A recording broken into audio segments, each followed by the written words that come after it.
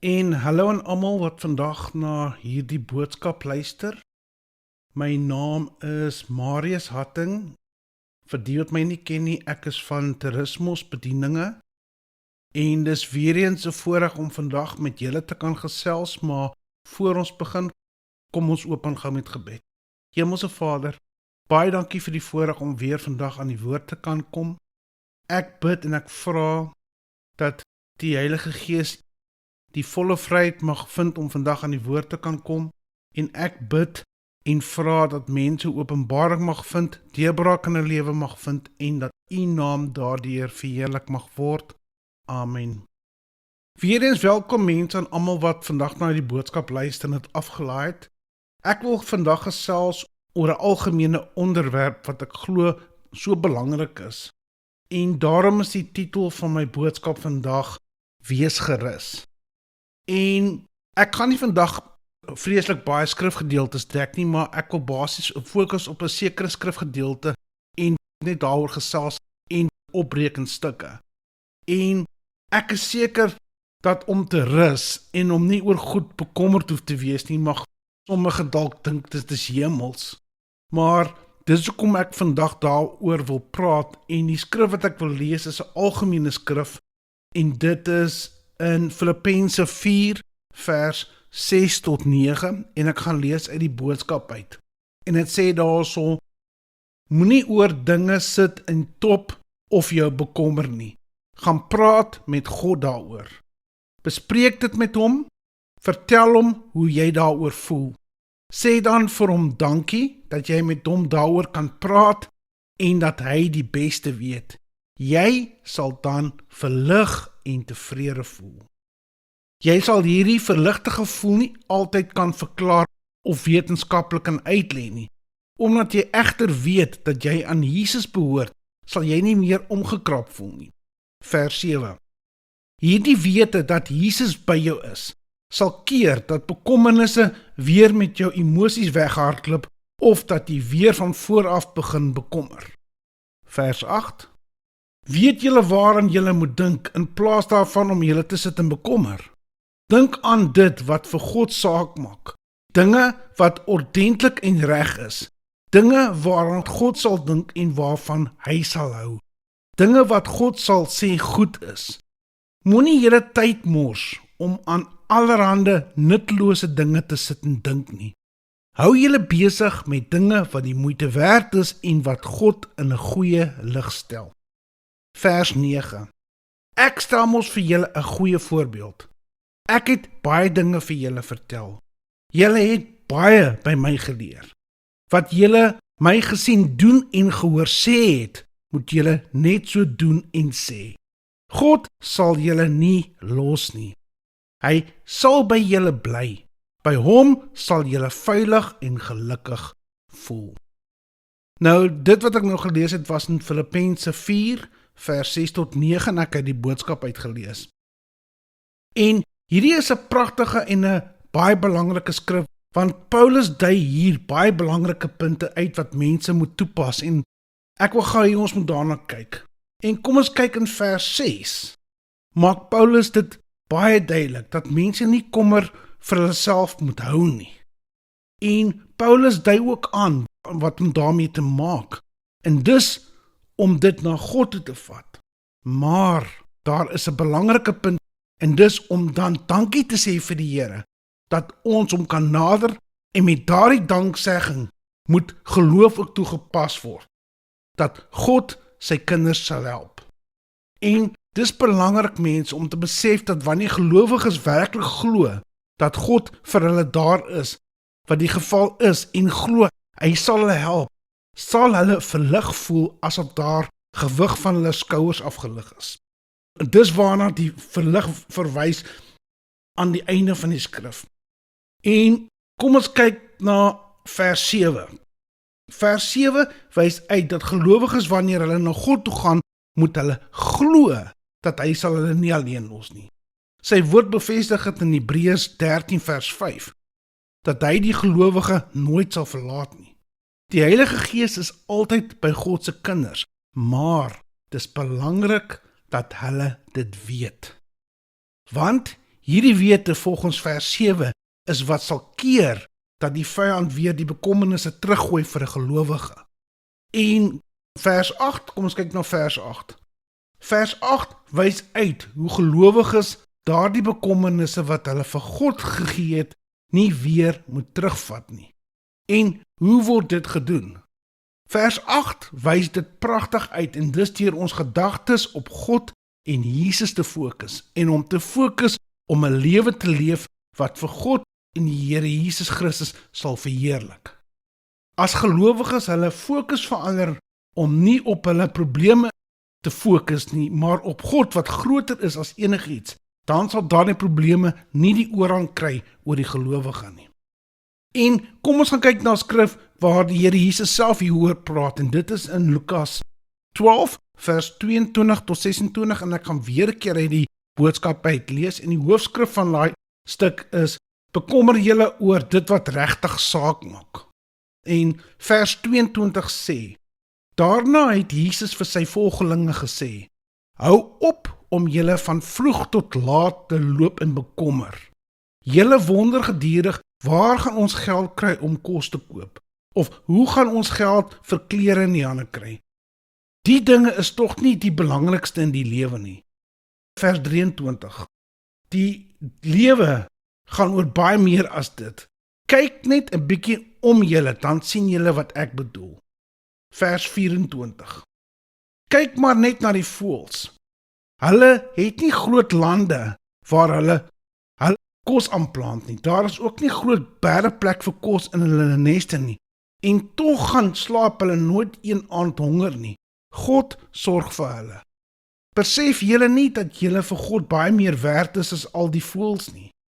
Vers 25. Vir wat bekommer julle dan so? Dit help in elk geval niks nie. Vers 26. Met julle bekommernis kan julle lewens nie eens met 'n enkele sekonde verleng nie. Hou dadelik op daarmee. Dit was 'n skrif wat ek nou gelees het en dit was in Lukas 12 vers 22 tot 26. Nou was uit die boodskap uit en die laaste stuk van haar skrif waar die Here self gesê het, hou dadelik op daarmee. Dit is baie belangrik mense en dis 'n punt wat ek hier wil uitwys in die Here Jesus gee hier self instruksie vir mense en gelowiges om nie kommer plek in hulle lewens te gee nie. En dit wys ook uit dat as gelowiges kommer toelaat om hulle lewens te oorheers, kan en sal daardie kommer hulle geloof afsny. Want wie is groter?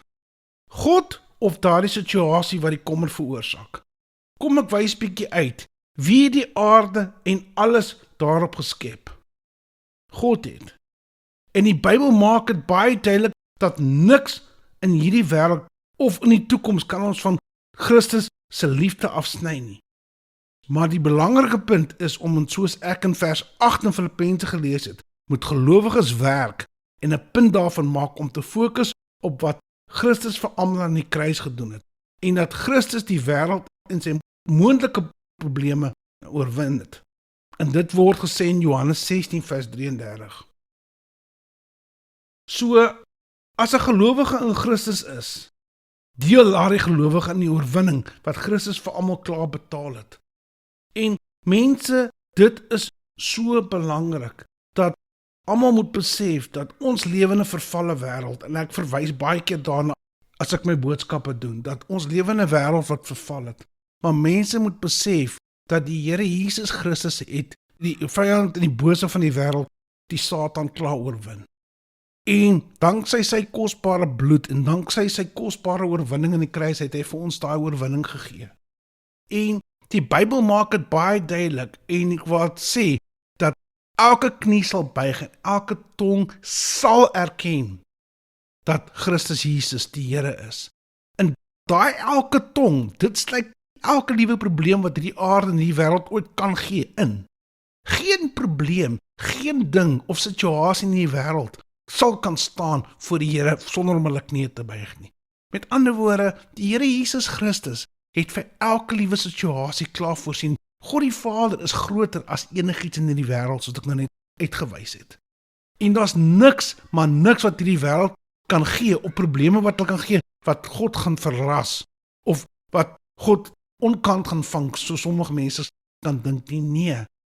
Die Here ken die einde en hy ken die begin. Die woord maak dit baie duidelik waar hy sê dat die Here sal die goeie werk wat hy in ons begin het voltooi. Met ander woorde, 'n kind in 'n gelowige wat vir die Here leef en waar die Here Jesus Christus die gelowige se saligmaker verlosser is. Daai kind se lewe is in God in die Here Jesus Christus se hande. En mense moet weet dat dis belangrik, soos ek nou uitgewys het in hierdie skrifgedeeltes, dat mense as hulle situasies het, ons almal het situasies, ons lewe in 'n vervalle wêreld. Daar gaan altyd uitdagings en situasies moontlik wees, maar die belangrike punt is, moenie na daai uitdagings en situasie kyk en dink, o genade, wat nou nie. Daai situasie is nie groter as God nie. Daai situasie gaan sy nie moet buig voor die Here Jesus Christus. So, 'n persoon wat in Here Jesus Christus is, 'n persoon wat sy lewe vir die Here gegee het die oorwinning oor hierdie wêreld en elke liewe ding in hierdie wêreld, wat ook al situasie dit mag wees, klaar behaal. En kom ek wys uit. Nou mense mag vra, ja, maar situasies gebeur. Wat maak ek as ek 'n situasie teekom?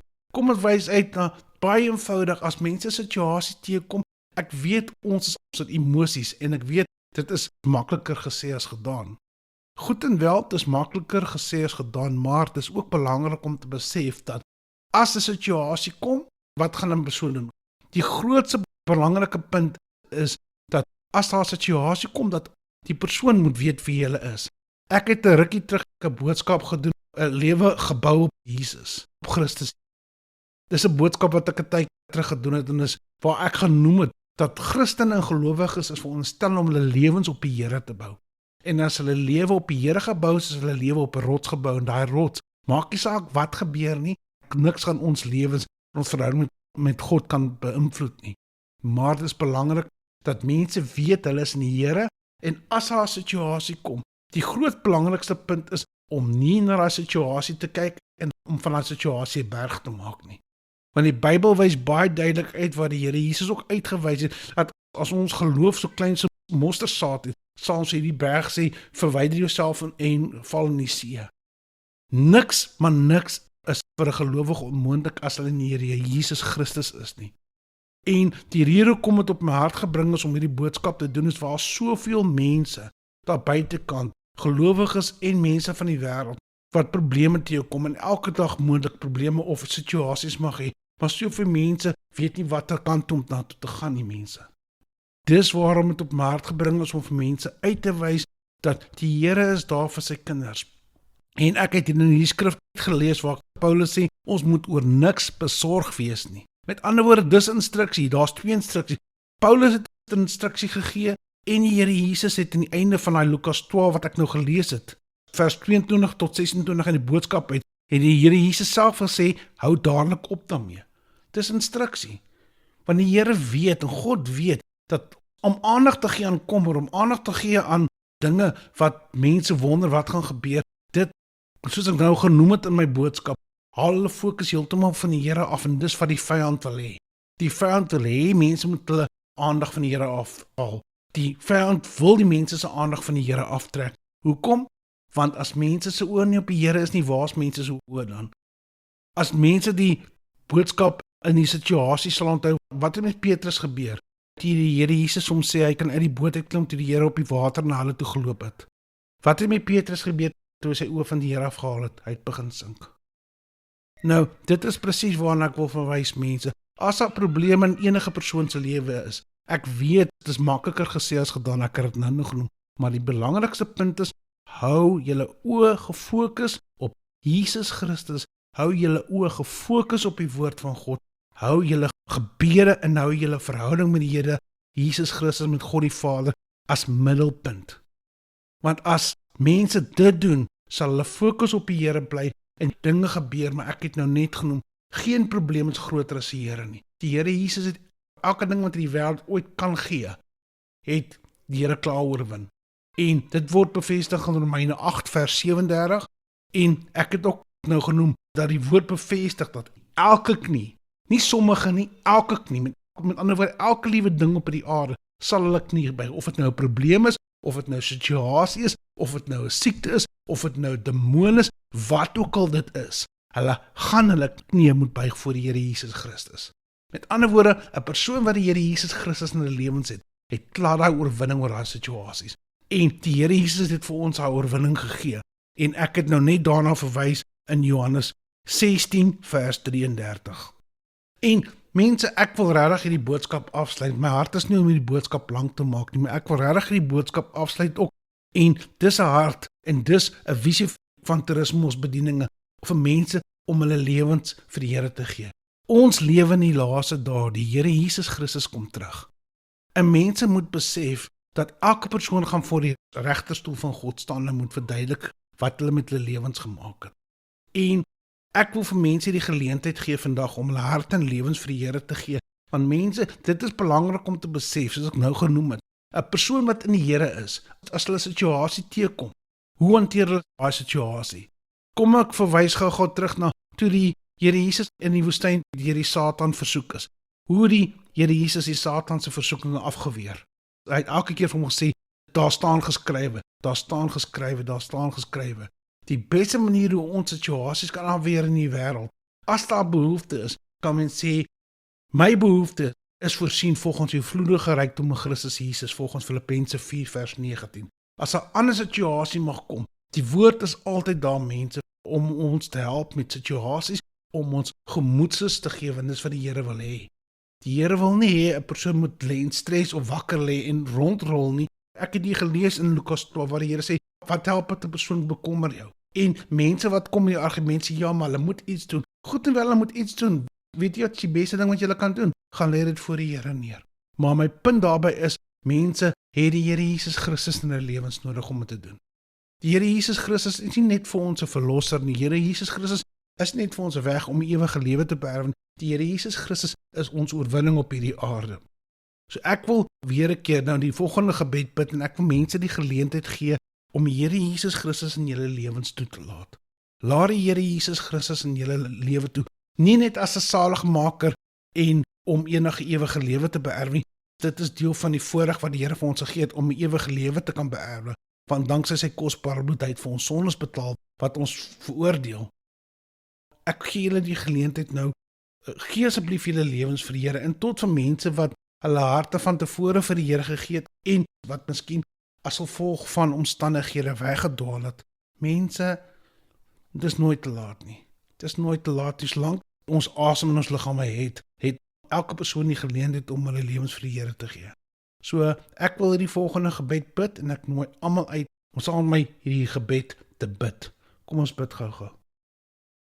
Here Jesus, ek kom vandag na U toe en ek glo met my hele hart dat U my liefhet en dat U vir my sondes aan die kruis gesterf het.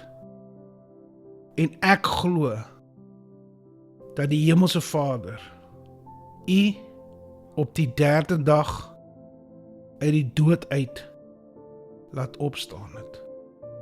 Ek vra U vandag om in my lewe in te kom as my persoonlike saligmaker en redder.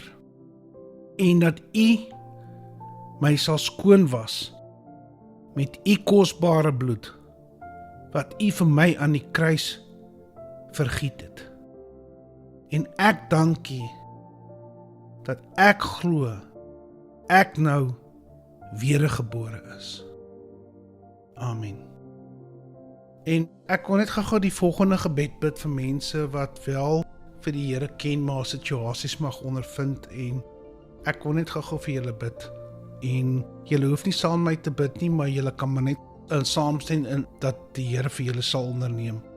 Hemelse Vader, ek kom vandag na U toe in die naam van die liefdevolle Seun Here Jesus Christus. En ek vra Vader dat elke persoon wat na hierdie boodskap geluister het uit desperaatheid vir antwoorde, uit desperaatheid vir hulp. Hemelse Vader, ek vra volgens U woord, Here, dat U elke persoon wat uitgereik het na U toe, Here, deur hierdie boodskap te luister of deur die boodskap af te laai, Vader, dat U hulle genadig sal wees. U woord bevestig, U is gretig om ons genadig te wees, Vader. U woord bevestig, U wil U graag oor ons ontferm. Ek vra dat elke persoon wat hierdie boodskap afgelaai het en wat na hierna geluister het tot op die einde toe, Vader, en U hulp soek, Vader, dat hulle U hart en U leiding sal vind, Vader. Ek bid dat U vir hulle deure sal oopmaak waar deure nodig is om opgemaak te word. Ek bid waar voorsiening nodig is, dat U voorsiening sal voorsien. En ek bid in die naam van die Here Jesus Christus tot waar familieverhoudings verbreek is, dat familieverhoudings gerestoreer sal word, Vader. En ek bid, Hemelse Vader, dat mense se lewens verander kan word. Ek vra dat mense hulle harte vir U sal oopmaak, Here Jesus, om weer reg te maak in hulle lewens wat verkeerd gegaan het. En ek bid, Hemelse Vader, dat U liefdevolle Heilige Gees elke persoon sal help om vir U te lewe, om te weet hoe om vir U te lewe, Vader.